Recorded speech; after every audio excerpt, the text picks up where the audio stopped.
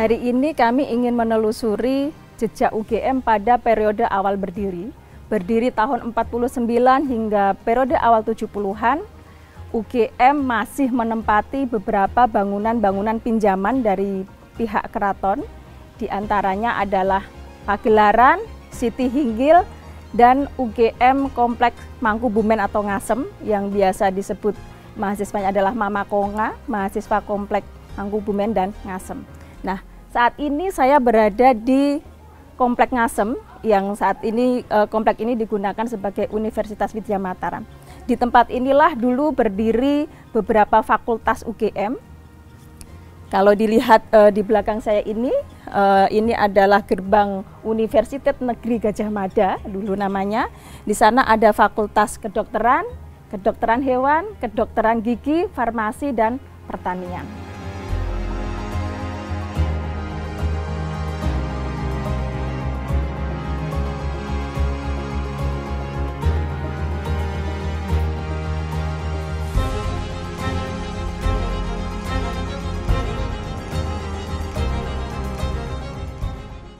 20 tahun pertama adalah periode-periode yang sulit atau fase-fase yang sulit bagi UGM.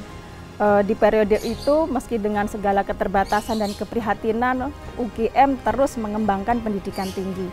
Tahun 65, UGM memiliki 16 fakultas dengan 16.000 lebih mahasiswa, hanya memiliki 399 dosen dan 199 asisten.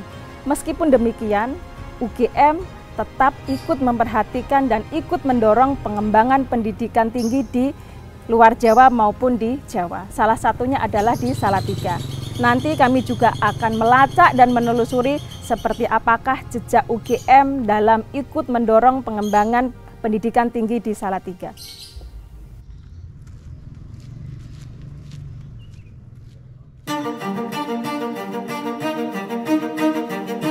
Kondisi pendidikan di Salatiga pada tahun 60-an masih kurang. Jumlah sekolah dan fasilitas pendidikan terbatas.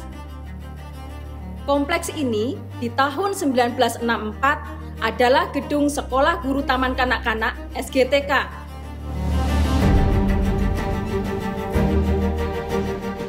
Digunakan untuk sekolah siswa SMP 1, SMP 2, dan SMA 1 secara bergantian.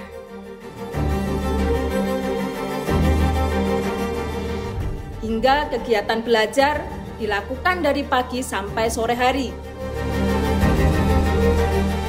Sedangkan perguruan tinggi saat itu hanya ada Universitas Kristen Satya Wacana Salatiga.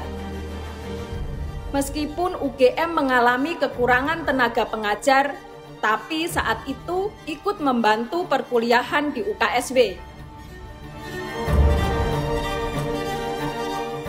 Kami berhasil mendapatkan informasi dari Sunarto Noto Sudarmo, alumni UKSW angkatan tahun 1962 yang mendapatkan kuliah dari dosen-dosen UGM. Jadi waktu saya ngerti di UKSW itu ada kenal begitu, mulai diceritani kalau dosen kami dari Gajah Mada. Tapi nggak bayangkan Prof. Gimbang apa waktu itu, saya biasa lah. Oh, ternyata kok Prof. Gimbang datang, Prof. Haryono ada, kok orang terus ternyata gitu. Terus ya sudah ikuti pelajaran. Nah, yang saya rasakan sendiri untuk bedanya itu pemberian pengajaran mereka itu menjadi begitu seperti betul-betul ngomong gitu. Kemudian ada dosen baru itu pun juga alumni Gajah Mada. Jadi tiap pagi mereka berangkat ke Jogja, ada mobil yang diinapkan di sana. Terus mereka pagi berangkat, kira-kira kan sekitar 3 jam. Jadi sampai di sini kira-kira sekitar jam 10. Jadi mata kuliah pagi itu mata kuliah yang diberikan oleh orang KSW. Siangnya baru orang-orang itu. Jam 10 mereka datang, jam 2 istirahat makan siang, terus pulang. Jadi sudah tidak ada. Hanya yang misalnya praktikum, karena praktikum diberikan sore, mereka tinggal asisten biasanya. yang lainnya dosen. Ya sudah, ya gitu terus saja. Jadi ketemu dosen tuh yang baru kalau bimbingan, yaitu menjalankan bimbingan itu kami sudah harus ke rumahnya, kadang ke kantornya. Misalnya saya ambil Profesor Radio Putro itu di Ngasem, ya saya dijadwal oleh beliau, besok bulan depan nak gitu ke Ngasem ya. Dalam ingatan Narto, ada sekitar 23 dosen UGM yang mengajar di UKSW.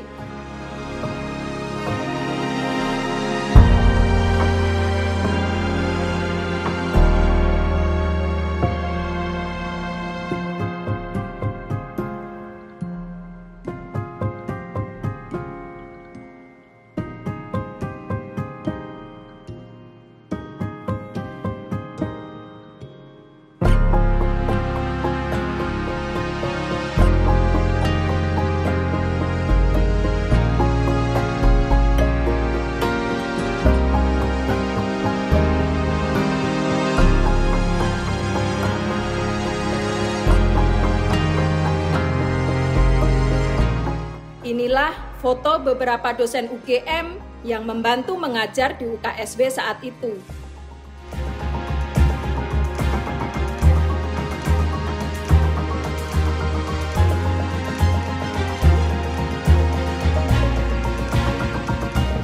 Bersama Narto, kami mencoba menelusuri tempat-tempat kuliah di UKSW pada masa itu, sambil merekam informasi dan kenangannya. Yang biasanya duduk nunggu dosen datang tuh di mana, Pak? Di sini. Ya sudah, nunggu di sini aja. Itu belum ada itu tangga itu, karena adanya hanya gedung sak deret ini aja. Duduk di sini. Ya dok, pokoknya tenggelamperan. Sementara beliau datang ini menggerdah. Kira-kira jam 10 kan sudah ada yang jaga. Lihat dari jauh kan sudah ada mobilnya. Setelah lulus, Narto menjadi dosen UKSW. Tahun 1981 hingga 1984, Narto menjadi dekan Fakultas Biologi UKSW.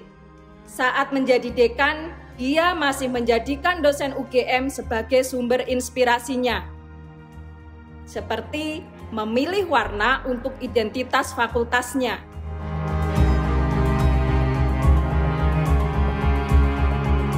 Inilah Muso Suryowinoto, dosen UGM yang memilihkan warna untuk Fakultas Biologi UKSW. Sejak berdiri, UGM tidak hanya mengembangkan pendidikan di kampusnya sendiri, tetapi juga mendorong lahirnya universitas di daerah lain. Pengiriman dosen UGM ke UKSW bertujuan untuk pengembangan universitas di Salatiga.